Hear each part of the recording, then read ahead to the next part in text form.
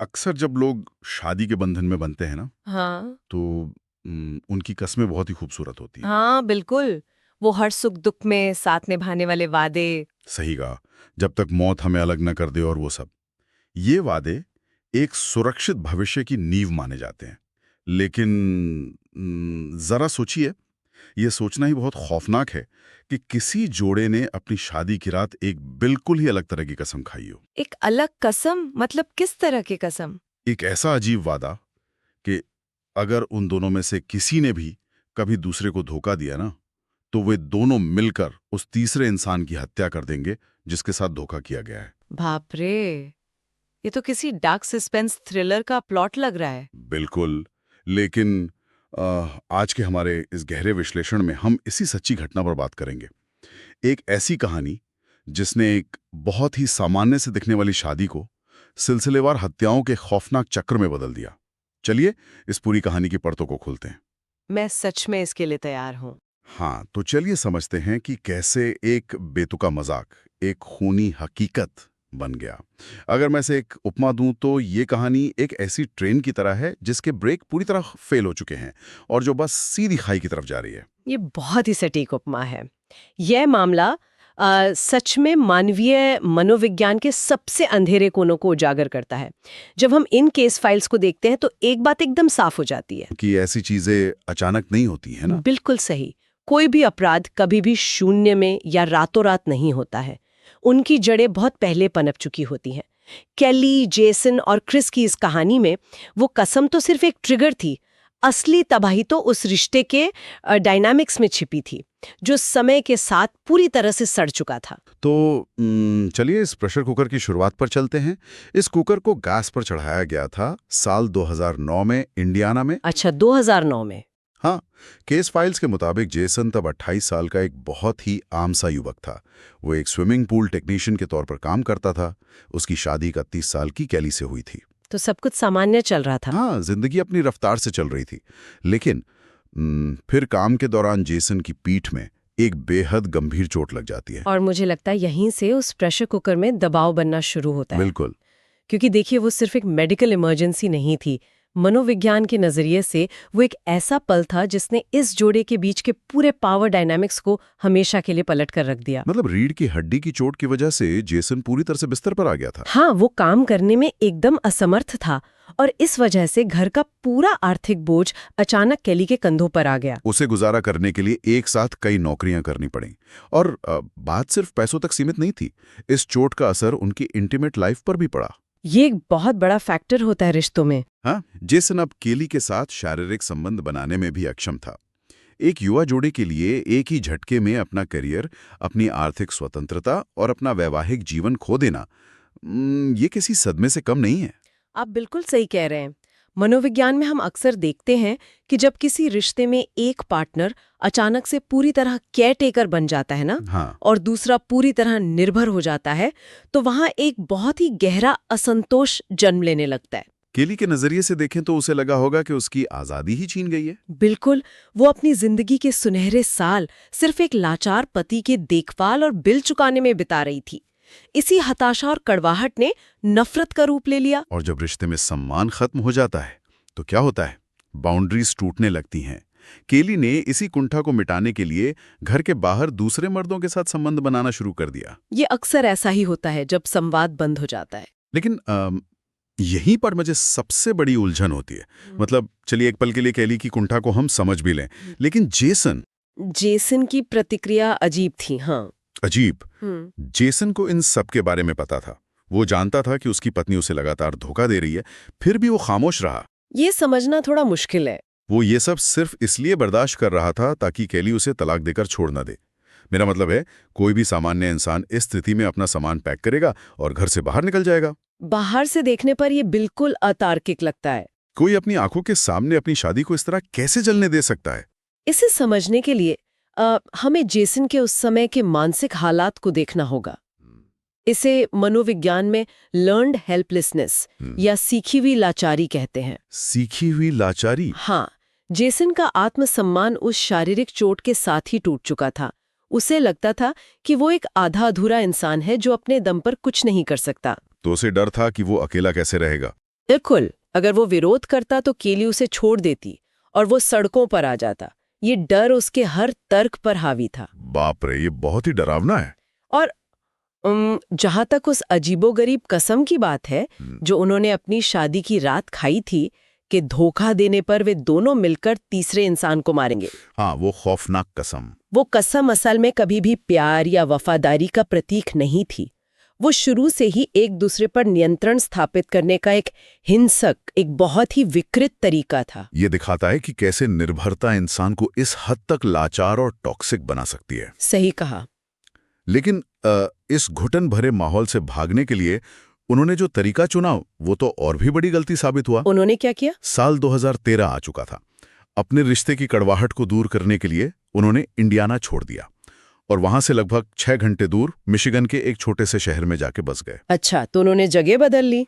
शायद उन्हें लगा होगा कि एक नए शहर में सब कुछ ठीक हो जाएगा। ये एक बहुत ही आम मानवीय भूल है।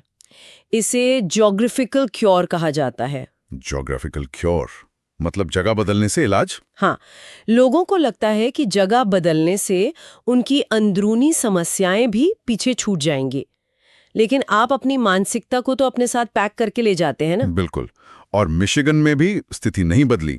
जेसन के पीठ अभी भी खराब थी, इसलिए केली को एक लोकल मैन्युफैक्चरिंग प्लांट में काम करना पड़ा। और मुझे लगता है यहीं पर कोई नया इंसान आता है। एकदम सही। इसी प्लांट में इस कहानी के तीसरे किरदार की एंट्री होती है। 53 साल का क्रिस, जो केली से लगभग 20 साल बड़ा था। 20 साल बड़ा? तो ये सिर्फ कोई कैजुअल अफेयर नहीं रहा होगा। बिल्कुल नहीं, ये उससे कहीं ज्यादा गहरा था। वे हफ्ते में 4-5 बार क्रिस के अपार्टमेंट में मिलते थे, वे साथ में डिनर करते थे, लंबी हाइकिंग पर जाते थे। मतलब वो बिल्कुल एक असली कपल की तरह वक्त बिता रहे थे। हाँ, केली असल में क्रिस के साथ एक पूरी तरह से समानांतर जीवन जी रही थी, एक पैरेलल लाइफ। और सबसे अजीब बात बताऊं? क्या? जेसन को इस समानांतर जीवन की हर एक बारीकी के बारे में पता था। हे भगवान! उसने केली को रोकने के लिए कहा भी, उसने एतराज भी जताया, लेकिन केली ने साफ इनकार कर दिया। वो अपनी मनमानी करती रही। ये देखकर तो ऐसा लगता है जैसे केली जानबूझ के जेसन को ये दिखा रही थी कि इस रिश्ते में असली पावर किसके पास है। एकदम सही। ये पूरी तरह से पावर डायनामिक्स का खेल था। केली का क्रिस के साथ खुलेआम घूमना और जेसन की आपत्तियों को इग्नोर करना, ये दर्शाता है कि केली के मन में जेसन के लिए अब कोई सम्मान बचा ही नहीं था। वो जेसन की लाचारी का प्रदर्शन कर रही थी। हाँ, और जेसन का विरोध न कर पाना इस बात पर मुहर लगाता है कि उसकी अपनी पर्सनल बाउंड्रीज पूरी तरह से खत्म हो चुकी थीं। ये तो हम अपनी रोजमर्रा की जिंदगी में भी देखते हैं ना। बिल्कुल। जब लोग अपनी बाउंड्रीज सेट नहीं करते तो सामने वाला व्यक्ति उन्हें और ज्यादा पीछे धकेलने लगता है। यहाँ ये स्थिति अपनी चरम सीमा को पार कर चुकी थी। लेकिन इसके बाद जो हुआ वो उस टॉक्सिक सीमा को भी पार कर गया। अच्छा, इसके बाद क्या हुआ? कहानी 2014 में पहुंचती है। क्रिस अब मिशिगन से बाहर जाने की तैयारी कर रहा था। मतलब ये अफेयर अपने स्वाभाविक अंत की ओर बढ़ रहा था। तो ये तो अच्छी बात होनी चाहिए थी जेसन के लिए। हाँ, कुछ दिनों में क्रिस खुद ही केली की जिंदगी से दूर चला जाता, लेकिन केली ने उसे जाने नहीं दिया। जाने नहीं दिया? मतलब उसने क्रिस को रोकने की कोशिश की? नहीं, वो उसे सिर्फ अपनी जिंदगी से बाहर नहीं करना चाहती थी, वो उसे दुनिया से ही बाहर करना चाहती थी। बाप रे, यहीं पर मानव मनोवैज्ञानिक बहुत ही खौफनाक मोड़ लेता है। कैसे? क्योंकि केली को ये एहसास हो गया था कि क्रिस के जाने के बाद उसे वापस जेसन के साथ उसी नीरस और घुटन भरी जिंदगी में लौटना पड़ेगा। और अपनी इसी हताशा में उसने उस पुरानी शादी की कसम को फिर से जिंदा किया। वही कसम की जो धोखा देगा वे मिलकर उसके पार्टनर को मारेंगे। बिल्कुल। उसने जेसन को याद दिलाया कि उन्होंने शादी की रात क्या वादा किया था। केली ने उस कसम को एक हथियार की तरह इस्तेमाल किया ताकि वो अपने गुस्से और प्रतिशोध में जेसन को भी अपना हिस्सेदार बना सके। एकदम सही। और ये देखना बहुत खौफनाक है कि जेसन, जो इतने सालों से सिर्फ एक मूक दर्शक बना हुआ था, वो अचानक से उस कसम के नाम पर एक हत्यारा बनने को तैयार हो गया। ये सीखी हुई लाचारी का एक बहुत डरावना रूप है। उन्होंने पूरी प्लानिंग की। केली ने क्रिस को अपने घर बुलाया और जैसे ही क्रिस घर पहुंचा और दरवाजे के पास ही वे दोनों हुकअप कर रहे थे। घर के अंदर ही? हाँ, और तभी जेसन अचानक से बंदूक लेकर वहां आ जाता है और बिना कोई मौका दिए वो क्रिस को गोली मार देता है। क्रिस की वहीं मौत हो जाती है। हे भगवान!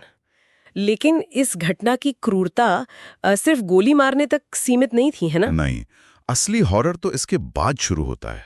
जेसन ने क्रिस के शरीर को घसीटकर बेसमेंट में पहुंचाया उसी जेसन ने जिसे काम नहीं हो पा रहा था।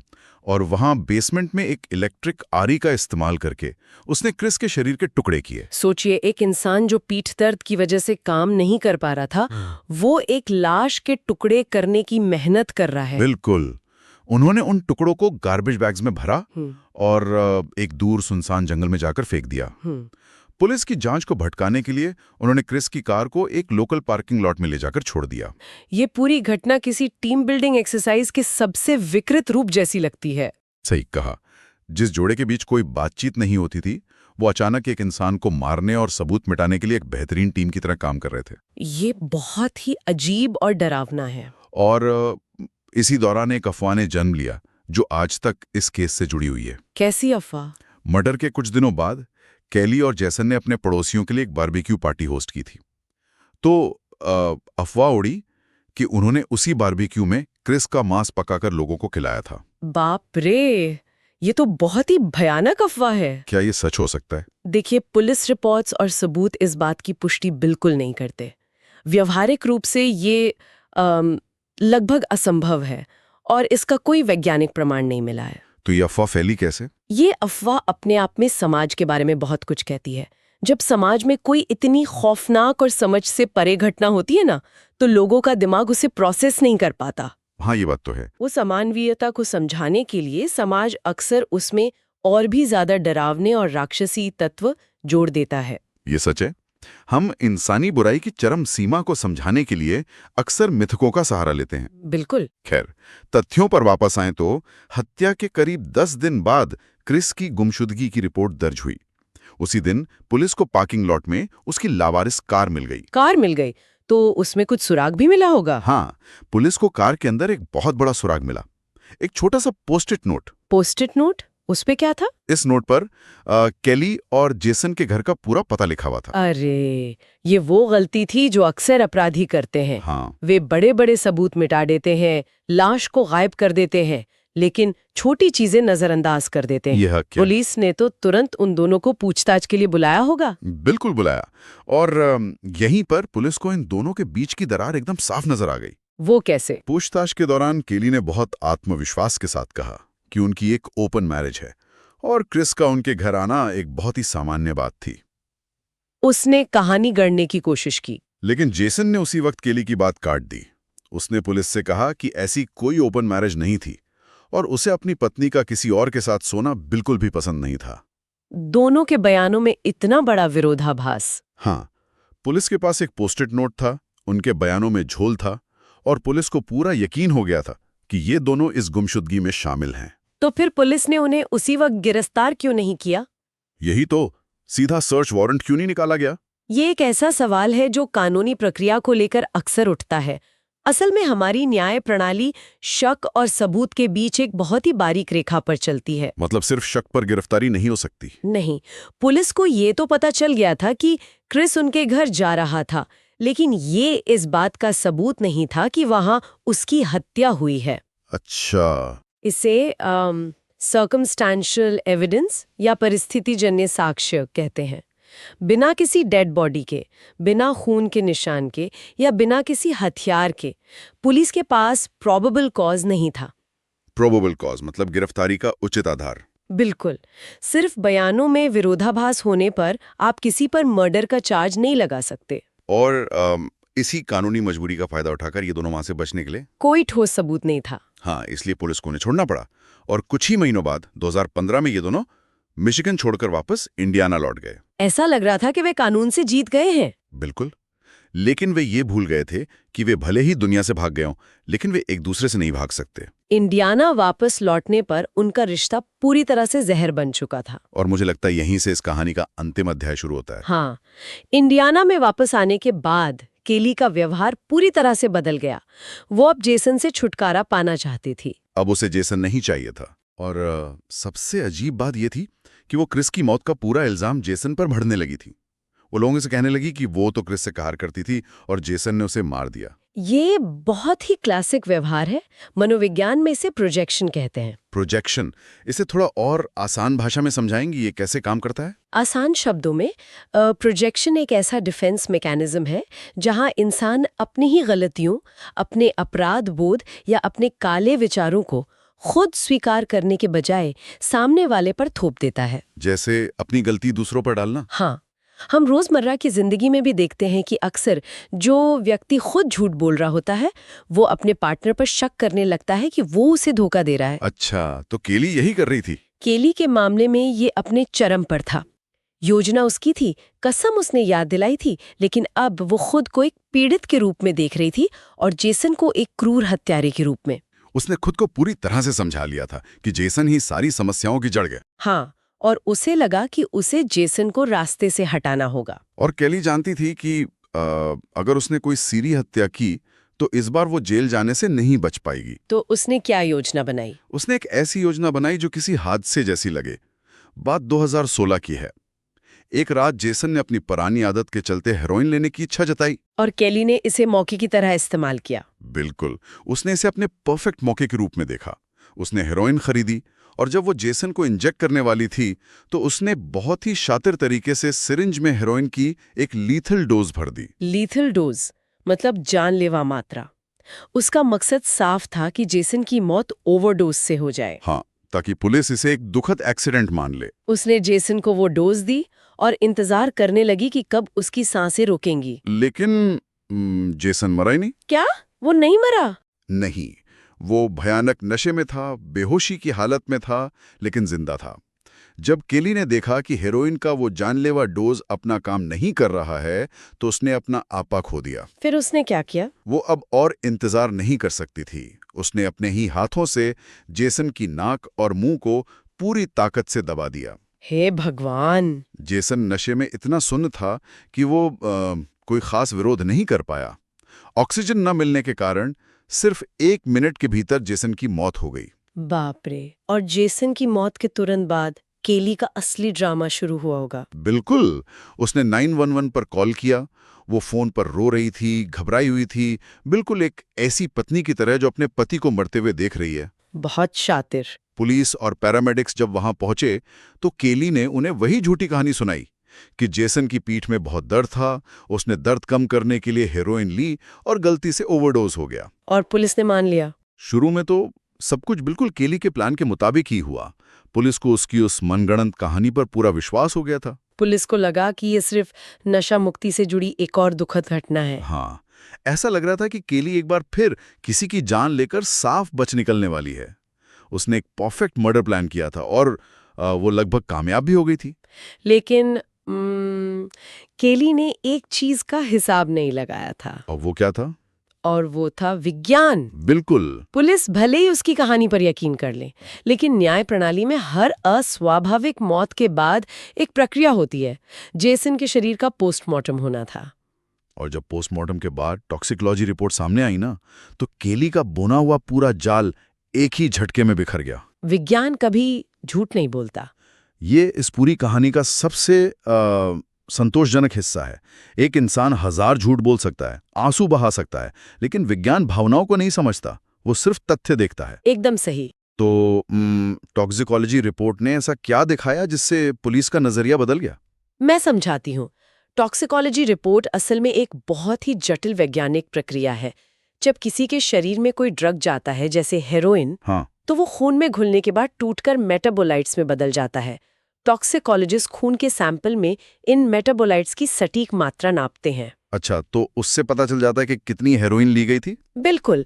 रिपोर्ट में सामने आया कि जेसन के खून में हेरोइन तो थी, लेकिन उसका कंसंट्रेशन इतना कम था कि उससे किसी इंसान की मौत नहीं हो सकती थी। मतलब ओवरडोज की कहानी पूरी तरह से झूठी थी। हाँ, एकदम झूठी। तो अगर हेरोइन से मौत नहीं हुई तो पोस्टमार्टम में मौत का असली कारण क्या निकला? वहां पर फोरेंसिक साइंस का एक और पहलू सामने आया। जब किसी का दम घोटा जाता है ना, जिसे एस्फिक्सिएशन कहते हैं, हाँ, तो ऑक्सीजन की कमी के कारण शरीर में कुछ बहुत ही विशिष्ट बदलाव होते हैं। उदाहरण के लिए आंखों और चेहरे की त्वचा के नीचे मौजूद छोटी छोटी खून की नसें दबाव के कारण फट जाती हैं। बाप रे। इसे पेटेकियल हेमरेज कहा जाता है। जेसन के शरीर में दम घुटने के ये स्पष्ट निशान मौजूद थे। मतलब विज्ञान ने चीख चीख कर बता दिया था कि जेसन मरा नहीं था, उसे मारा गया था। विज्ञान कभी समझौता नहीं करता। टॉक्सिकोलॉजी और फॉरेंसिक रिपोर्ट आते ही पुलिस समझ गई कि जिस वक्त जेसन का दम घुटा उस वक्त कमरे में सिर्फ एक ही इंसान मौजूद था, और वो थी कैली। बिल्कुल। बिना किसी देरी के कैली को गिरफ्तार कर लिया गया। और जब वैज्ञानिक सबूतों की फाइल उसके सामने रखी गई तो उसका सारा आत्मविश्वास टूट गया। उसे समझ आ गया कि अब कोई भी कहानी उसे बचा नहीं सकती। फिर तो उसने सब उगल दिया होगा। हाँ, आखिरकार उसने न सिर्फ जेसन की हत्या कबूल की, बल्कि क्रिस की उस खौफनाक हत्या का भी पूरा सच उगल दिया। ये मामला ये साबित करता है कि कोई अपराधी खुद को कितना भी चालाक क्यों ना समझे, वो हर सुराग नहीं मिटा सकता। बिल्कुल सही बात। आप अपनी कार को कहीं दूर छोड़ सकते हैं, आप हथियारों को जंगलों में फेंक सकते हैं, आप एक बेहतरीन झूठी कहानी भी गढ़ सकते हैं, लेकिन आप शरीर के अंदर मौजूद रासायनिक सबूतों को नहीं मिटा सकते। बिल्कुल नहीं। तो अगर हम इस पूरे मामले को एक नज़र में देखें तो ये सिर्फ एक ट्रू क्राइम की कहानी नहीं है। नहीं, ये उससे कहीं ज्यादा है। ये इस बात का एक भयानक उदाहरण है कि कैसे एक रिश्ते की घुटन, एक बेसिर पैर की कसम और एक इंसान की बेकाबू महत्वाकांक्षा ने 3 जिंदगियों को पूरी तरह से तबाह कर दिया। हाँ, मिशिगन का वो पैरेलल लाइफ वाला अफेयर, फिर वो बेसमेंट में हुई खौफनाक हत्या, और अंत में खुद के ही पति को सांस ना लेने देना, ये सब कुछ इस बात का सबूत है कि इंसान के भीतर कितना अंधेरा छिपा हो सकता है। और अंततः ये हमें न्याय व्यवस्था के दोहरे पहलुओं को भी दिखाता है वो कैसे? कि कैसे कानून के लूपहोल्स का इस्तेमाल करके अपराधी कभी कभी बच निकलते हैं, लेकिन फिर वही वैज्ञानिक प्रक्रिया है उन्हें वापस उनके अंजाम तक खींच लाती हैं। बिल्कुल। और इस पूरी बातचीत के बाद ये एक बहुत ही गहरा विचार छोड़ के जाता है सुनने वालों के लिए। क्या विचार? कि अगर शादी की रात वो खौफनाक कसम कभी खाई ही नहीं गई होती तो क्या ये सब होता? ये एक बहुत बड़ा सवाल है। या क्या वो कसम सिर्फ एक बहाना थी और ये दोनों लोग पहले से ही ऐसी चरम हिंसा करने की क्षमता रखते थे? ये सोचना सच में रोंगटे खड़े कर देता है। हाँ, और दूसरी बात ये कि आज के इस आधुनिक युग में जहां फोरेंसिक विज्ञान इतनी तरक्की कर चुका है, क्या परफेक्ट मर्डर जैसी कोई चीज बची भी है? मुझे तो नहीं लगता। हाँ। हम एक ऐसे दौर में जी रहे हैं जहां एक इंसान की आवाज खामोश होने के बाद भी उसका शरीर खुद अपने कातिल के खिलाफ गवाही देता है। सही कहा। खून की एक बूंद या आंखों की एक नस विज्ञान के सामने खुली किताब है। बिल्कुल। ये सोचना अजीब लगता है कि इंसान के रचे गए सबसे शातिर और खौफनाक धोखे को भी अंततः एक माइक्रोस्कोप और कुछ लैब टेस्ट्स ने हमेशा के लिए बेनकाब कर दिया। विज्ञान के पास अक्सर अंतिम जवाब होता है। अगली बार जब भी कोई परफेक्ट क्राइम के बारे में सोचे तो उसे ये जरूर याद रखना चाहिए। आज की चर्चा में बस इतना ही।